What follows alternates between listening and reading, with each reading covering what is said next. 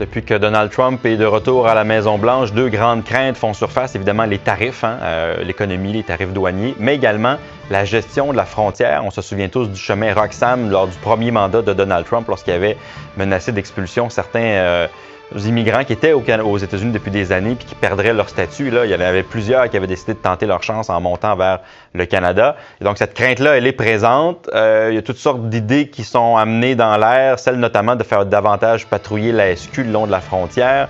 Véronique, qu'est-ce que vous en pensez? En fait, c'était très intéressant hier de voir autant le chef du Parti québécois que le premier ministre ramener de front cet enjeu-là. On sait que c'est un enjeu dans leur communication politique, dans leur priorité politique qui est très saillant.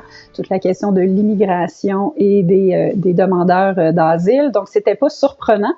Ce qui était intéressant, j'allais dire, c'est que politiquement, on a le sentiment qu'ils sont toujours en réaction à l'autre, les deux partis qui mettent cet enjeu-là de l'avant au Québec. Et hier, dans le passé, Paul Saint-Pierre Plamondon avait déjà évoqué l'idée, avant que le chemin Roxham soit fermé, de potentiellement envoyer des patrouilleurs de la Sûreté du Québec. Idée qu'il n'a pas ramenée hier. Là, il était très axé sur la question de l'indépendance pour un plein contrôle de la frontière. Mais là, c'est M. Legault qui a ramené cette idée-là. Et je pense que ça en a surpris quelques-uns. Mais il était dans une approche, je dirais, défensive. C'est comme s'il disait, en fait, le gouvernement canadien, M. Trudeau doit faire son travail et nous, on va l'avoir à l'œil.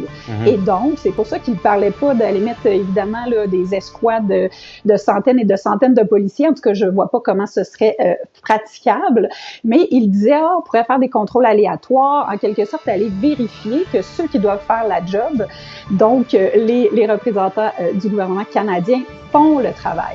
Mais ça n'avait pas l'air d'une idée encore parfaitement, je dirais, réfléchie, prête à atterrir parce que les sous-questions avaient des réponses un petit peu plus évasives. Donc, ça va être très intéressant de voir la suite de ça dans les prochains jours. Mais je me demandais hier si c'était pas une frappe préventive de M. Legault parce qu'il s'attendait à ce que peut-être Paul Saint-Pierre Plamondon ou d'autres évoquent cette idée. Il l'a amené, mais elle ne semblait pas encore à point, je dirais. Je précise pour le bénéfice de nos auditeurs qu'un chemin Roxham 2.0 serait pratiquement impossible à refaire là, parce qu'on a amendé l'entente sur les tiers pays sûrs et on ne peut plus demander l'asile en arrivant par un chemin régulier ou irrégulier au Canada.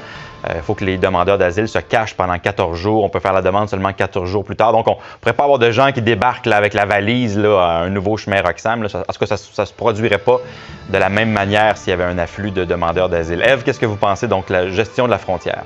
Bien, vous m'enlevez les mots de la bouche, c'est justement ce que j'allais dire. Je suis désolée. Il n'y a pas de problème. Tu sais, je pense que c'est important. Il faut faire quand même la différence entre le contrôle des frontières et nos obligations en vertu de la Convention des Nations unies sur le droit des réfugiés. Parce que l'immigration illégale en tant que telle n'existe pas. Un immigrant, c'est une personne qui est passée par le processus prévu à la loi sur l'immigration et une personne qui arrive en tant que migrant et qui fait une demande de réfugiés, donc d'asile, on a un processus légal qui est déjà en place. Donc ici, la protection de la frontière, je comprends qu'on voudrait peut-être éviter un nouveau chemin Roxham. Moi, c'est ce que je comprends de ce message-là. Mais comme vous venez de le dire, ce serait très peu probable. Les règles ont changé et les possibilités sont restreintes pour les demandeurs d'asile. Donc ici, est-ce que la solution, ce serait pas plutôt de préparer l'arrivée pour voir comment est-ce qu'on pourrait gérer un afflux de migrants parce qu'on a un processus légal et à titre d'avocate quand même c'est important pour moi, on a un processus, on a des obligations légales envers ces personnes-là. Donc de simplement protéger la frontière, je le comprends, mais ça ne réglera pas nécessairement l'entièreté des problèmes que ça pourrait amener. Donc je pense que M. Legault préparait ses demandes envers le gouvernement fédéral.